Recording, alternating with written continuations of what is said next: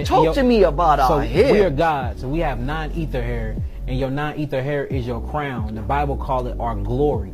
Your hair is basically an extension of your nervous system. When you first born, or when you first conceived in your mother's womb, you have something called the endoderm, the ectoderm, and the endoderm. These things is what literally creates the fetus or the embryo inside of the woman's womb. Well, your hair is made from the same skin as your brain, and your brain is made from the same thing as your skin. So your hair, your skin, and your brain is all made from the same cellular tissue called the ectoderm. From there, your eyes come forth.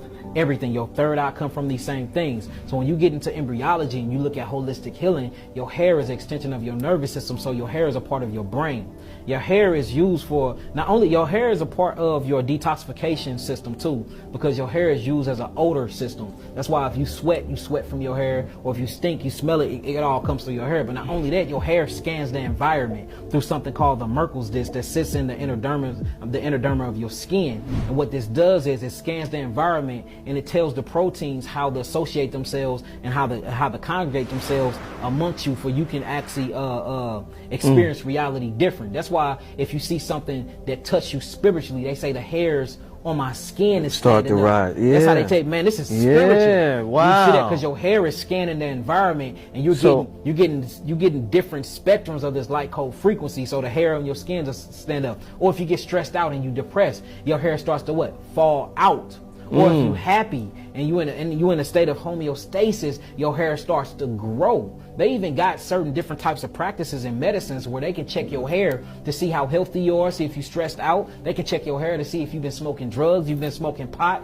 Your hair is everything because your hair is connected to every nerve ending in your body. You only don't have hair on the outside of your body, but you have trillions and trillions of hairs on the inside of your body. You hear vibrations and see light by way of air, your hair. You have something called... Hair sounds like hair. Yeah. It sounds the same. Yeah, facts. But you have you have hair inside your eardrums to make you hear. When you hear vibrations, it goes against the hair. The hair do this, connect with water, and then you decode this vibration in this light, and you say, I'm hearing a tone, or I'm hearing... Yeah, same thing with the cones in your eye. You're seeing the reflection of hair. The hair takes that image, turn it upside. What do you mean? I'm seeing the reflections of hair. What do you mean? So your hair, nerve endings. Yeah. You got these nerve endings in your eye. And inside the cones, at the end of the cones, inside your irises, you have these little fibers that you call hair. This then takes the image of way of light, and it converts that light into a picture. The picture shows upside down in the cerebellum in the back of your brain, and then it turns itself right side out, and then you see. That's your projection, but that's all by way of hair. Your tongue. You have over 1 billion hair. On your tongue? Yeah, on your tongue right now. You got hair on the top of your tongue. Guess what they call these? Taste buds. Call them taste buds is here. Hold on, to move your food through your digestive tract. That's what's moving it. Hair. They call it the micro what? Villi. Your lungs. How you breathe and filter the air in and out of your lungs. Guess what that's by? Hair. So we have hair on the outside of our body and hair on the inside of our body because hair is connected to the nervous system. Hair is the nervous system, and hair scans the environment, and it tells you how to interact with your environment. 2 questions real quick. So are we doing a disservice by cutting our hair? I would say this. I would say yes and no. I would say yes, because your hair is an extension of your nervous system. It's connected to your dipole antennas, and this is the way you connect with the ethers. I will say no, because once you find out the true God that's within you, and once you can key and hone in on who you truly are, you realize that this is all an avatar, and you can still connect with the source without this. And the reason why I'm saying is most of your pharaohs, they didn't have hair, but they were very in tune, with the gods. Most of your Anunnakis, they didn't have hair, but they're very in tune with the celestial beings. Why is that? That's because they realize that this is a vehicle. You see that? So the reason why I asked that question, because my follow-up question to that question was going to be, a lot of the queens out here, when they go through things, and let's say they have locks or long hair, to free themselves, they cut their hair. Because hair is rid of it. Bro, like this is past lives. Past. This is, memory. You know what I'm saying? This is 5 years ago.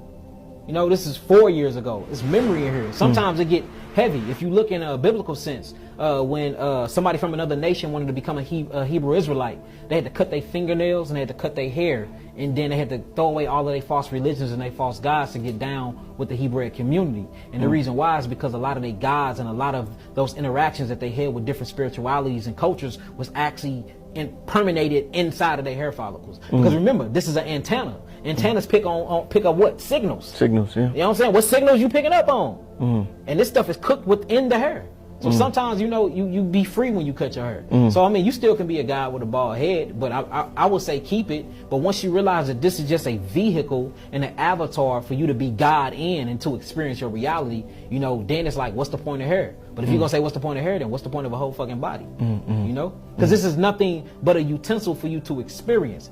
You can be God without the body. You're already God without the body. God created the body to experience reality. So if you don't want to experience that part of reality no more, shave it. The pharaohs was doing magical things without hair, brother. That's all I'm saying. But hair is very, very important, especially people that's learning the tools, learning culture, learning how to grow spiritually and stuff like that. And people that don't have those intuitive ancestors and elders and mothers around them to teach those things. I think your hair is a natural guide to learning these things because it's intuitively, smart and intelligent on its own. You don't need to teach this hair to do what it do. It's gonna scan the environment and it's gonna give you the decision on how to look at your reality. Whether whether you do a style with it or not.